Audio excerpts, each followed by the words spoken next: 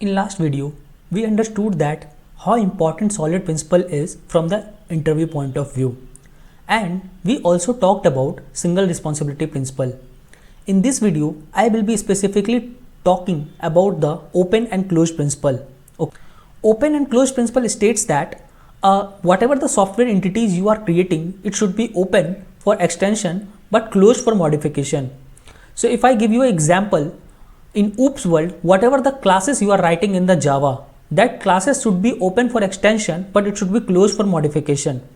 Even if it is not clear from the definition, let's see a code snippet which is actually violating the open and closed principle.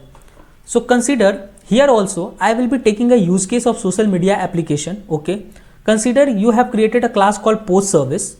This post service is responsible for creating different types of post based on the type you will provide. Let's say if I give text as type, it will create a text post. If I give image as type, it will create an image post. And if I give video as a type, it will create a video post. Tomorrow, let's say a new requirement came in where we want to create a GIF post. In that case, what will happen? I need to modify this post service class. Okay, I need to add an additional else if condition inside the create post method for the GIF. Okay, so here basically open and close principle is breaking, because as per the OCP, this post service class should not be modified. It should be only open for extension.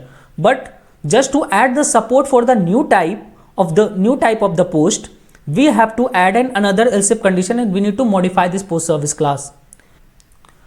Now let's see how we can make this code open and close principle compliant. To implement the similar feature, what you need to do, you need to create an interface called post.